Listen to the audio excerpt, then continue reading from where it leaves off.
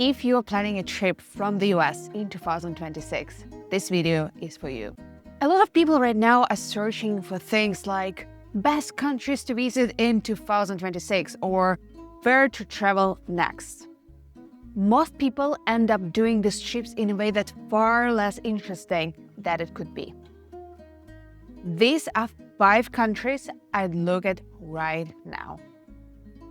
Some of them are pretty obvious, some might surprise you, but the difference between a great trip and a disappointing one usually isn't the country. It's how people end up doing the trip that goes wrong.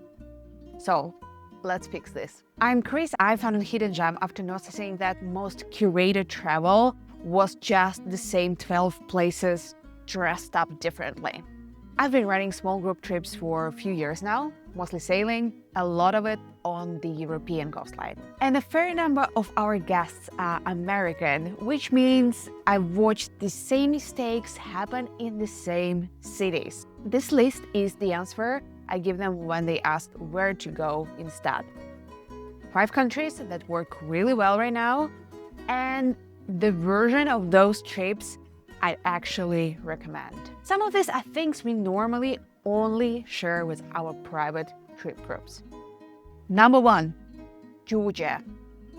There is a moment in Tbilisi where you're sitting on a balcony that looks like it might collapse, drinking very good wine, and just realizing you paid almost nothing for it. That's Georgia. Tbilisi may feel a little bit chaotic at first, like wooden balconies, Soviet buildings, random bits of history everywhere that don't quite match. Dinner with wine for about $20 still feels a bit wrong every time. But the nightlife is very good. Then from Tbilisi you head north to Kazbegi, and everything slows down. Mountains, a monastery on a ridge, cows standing in the road like they own the place. You'll catch yourself just looking out of the window and not saying much. Budget-wise, you're looking at around $90 to $140 a day if you want to be comfortable, food, a good guest house, and getting around. The best time is May or September. The weather is easier and the city feels more alive. Booking is simple, 1 to 2 months ahead is usually enough.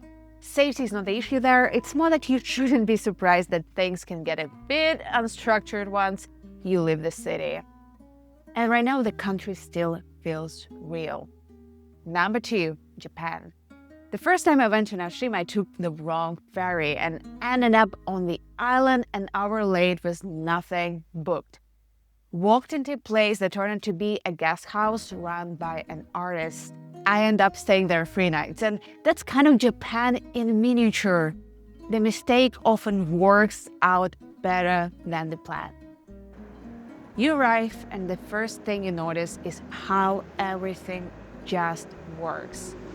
Trains are on time, thousands of people are moving, and it's still quiet.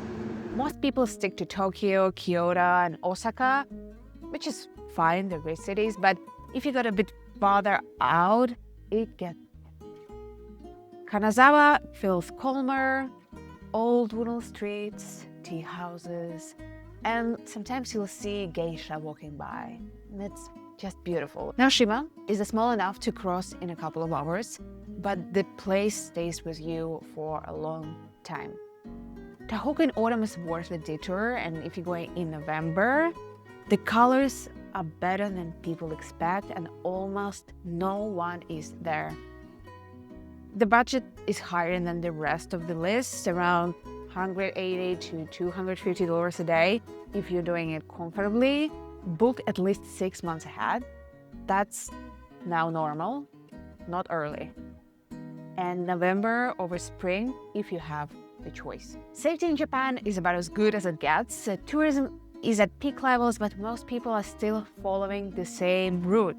If you step slightly off it, the experience changes a lot. Morocco. Marrakech can feel intense at first. It takes a bit of a time to understand it. One street is crowded with people, everyone is speaking loudly, trying to get your attention. You turn the corner and find yourself in a quiet little street with no one else there but you. That contrast is basically the whole experience. You explore the city, you eat well, and you enjoy the sunset, drinking tea on a rooftop terrace. Then you go south, everything slows down, long drives, small towns, palm groves, and eventually dunes.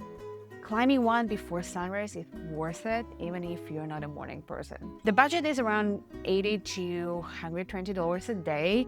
April or October are the easiest months, warm but not exhausting. No need for early booking, 1 or 2 months prior is totally okay. Safety is generally fine, it's more overwhelming than dangerous when you first arrive. It's still very good value for what you get, but prices are slowly going up, especially in Marrakech. Number 4, Croatia. You jump off the boat into the water so clear it doesn't look real.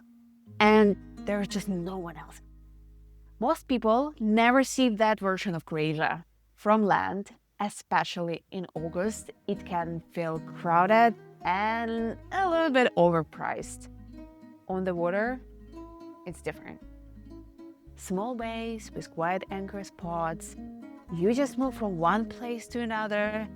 That's actually how Hidden Gem started. We were running the sailing trips along the coast, and on the last day of the trip, watching the coastline at sunset, I overheard someone on the other voice say, "I didn't know Croatia could feel like this." It could.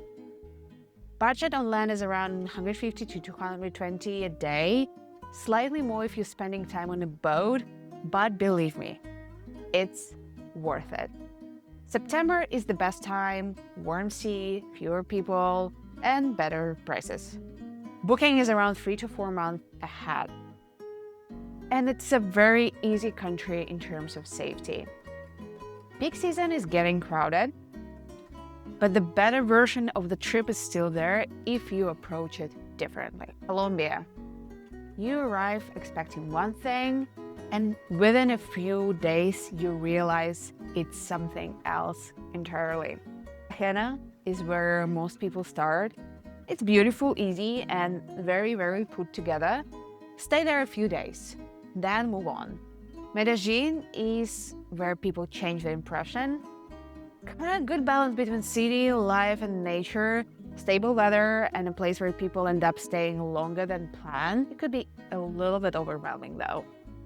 Then there's the coffee region with its small towns, these green mountains, and incredibly tall wax palm trees. And of course, cafes and local coffee culture. The budget is around $90 to $140 a day. December to March is the easiest time to travel, less rain, smoother logistics. Booking 1 to 2 months ahead is usually fine. Safety is more neighborhood dependent than country dependent. Do a bit of research before you go. The reputation is still behind reality, which is why it's interesting right now. That gap doesn't stay open forever. That's the list, and I'm very curious about your list, so let me know in the comments.